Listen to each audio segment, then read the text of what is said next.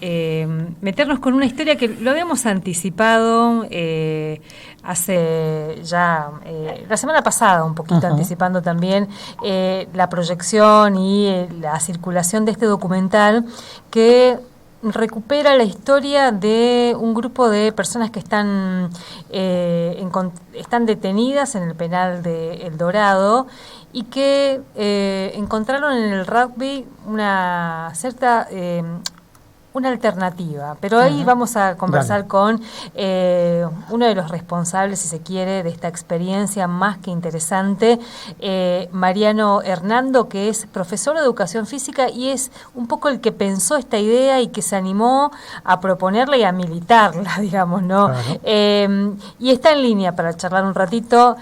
Mariano, muy buenas tardes, ¿cómo estás? Miguel Riquelme, Alicia Rivas, te saludamos desde la radio de la universidad. Hola Alicia, hola Miguel, bueno, muchas gracias por llamarme. Gracias. La verdad que es muy importante que quieran contar nuestra historia y que haya tenido la repercusión que tuvo, ¿no es cierto? Es un documental que está producido, si se quiere, por el Comité Nacional para la Prevención de la Tortura, y es una serie de documentales, y el capítulo de los toros es, no solamente porque es de Misiones, es muy, pero muy conmovedor. Contanos un poco cómo surge esta experiencia de los toros como equipo en sí, y después, bueno, un poco el documental también. Bueno, en realidad un poco como decías vos en la presentación, ¿no es cierto? El rugby se presenta como una alternativa para propuestas alternativas en la cárcel. Muchas veces, desde el sentido común, se entiende que la cárcel es un lugar para el castigo y para el encierro, y en realidad la cárcel como institución tiene que funcionar para transformar la realidad de las personas que en su momento se equivocaron, y tiene que ser de carácter educativo. O sea, que esas personas cuando salgan en libertad, digamos, se puedan insertar socialmente de una manera productiva, de una manera bien, por así decirlo, y no vuelvan a delinquir.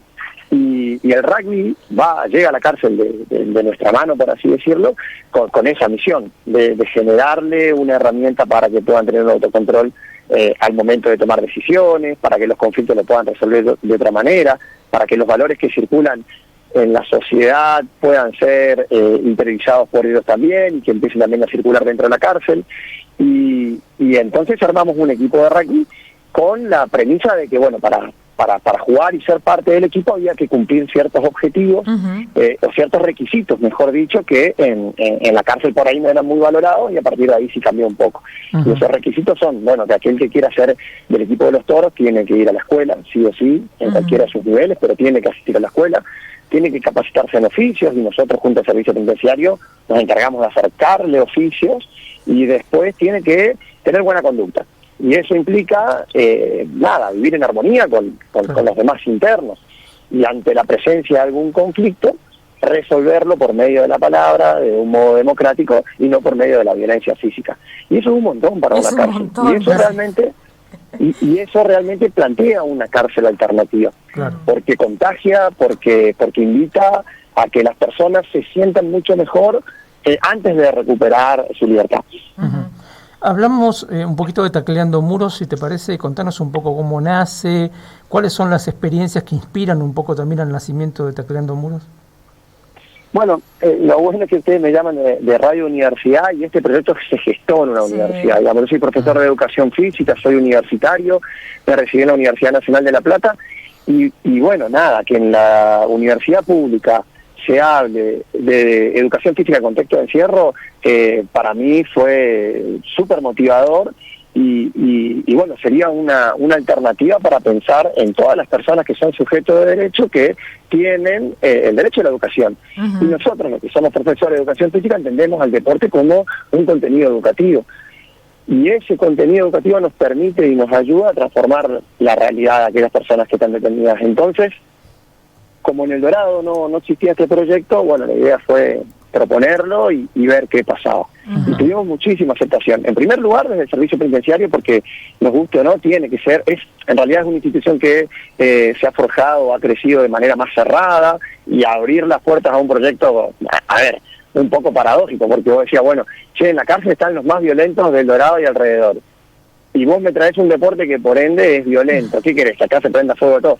Y en realidad, cuando vamos más allá del deporte, vemos que ayuda a reducir la violencia. Claro. Y hay ciertos elementos ahí que desde la universidad nos han formado para pensarlo así, y por suerte lo pudimos aplicar. Y es como un trabajo que fue pensado en la universidad y pudo ser aplicado.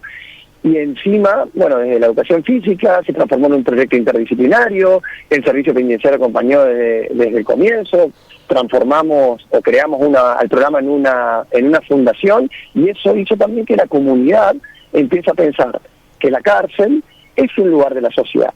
La cárcel está en El Dorado y nos guste o no, es parte de nuestra sociedad. Sí. Y cuando las personas salgan en libertad van a salir al Dorado, a Iguazú, a Puerto Rico, a Monte Carlo, a San Pedro. Y entonces, como sociedad también eso invita a pensar en que algo tenemos que hacer entre todos.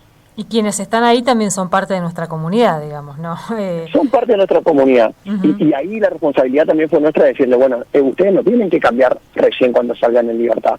Ustedes no tienen que transformar su vida y la de su familia cuando recuperen su libertad. Ustedes ya lo pueden hacer ahora.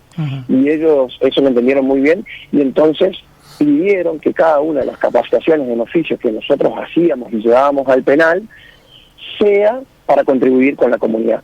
Y hoy ellos están haciendo cartucheras para las escuelas, bancos para las salas de espera del hospital, trabajaron para hacer mesas y bancos para los quinques barriales de la comunidad del Dorado, arreglan botines para los chicos que no tienen, y se les rompieron los botines de los clubes de rugby o de fútbol.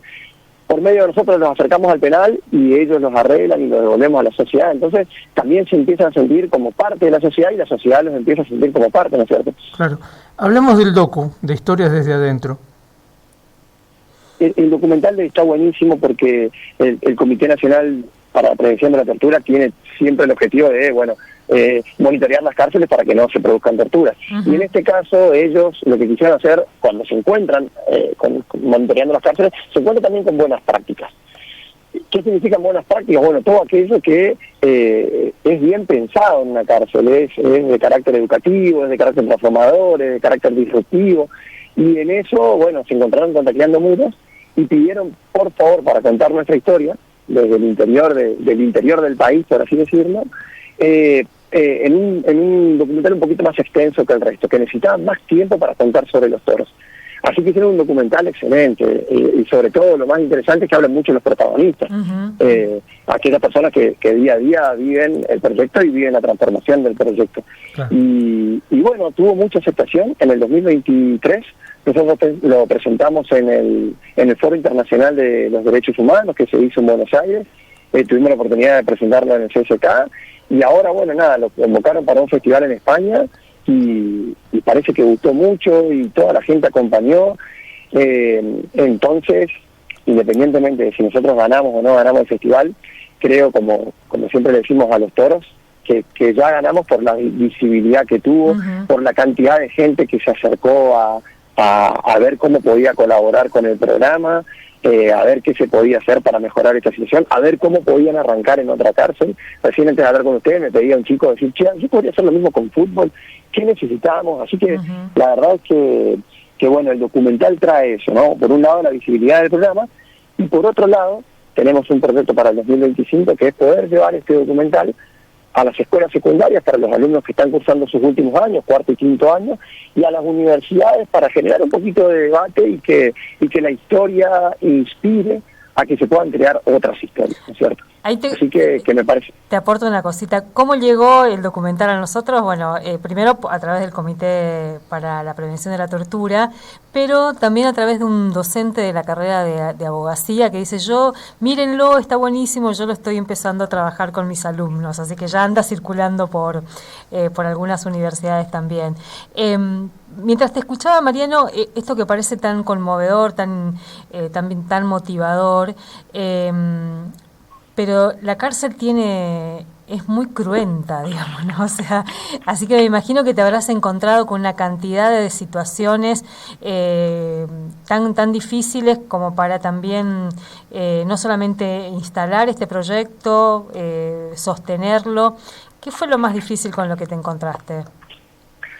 No, la verdad es un poco lo que uno presupone, pero la cárcel es un lugar que está lleno de gente humilde, gente analfabeta, gente que ni siquiera tiene muchas herramientas para defenderse, gente que no pudo acudir a un abogado, gente que está procesada. Hay un 50% de las personas que están presas en misiones que están procesadas, o sea que no tienen causa, una sentencia firme.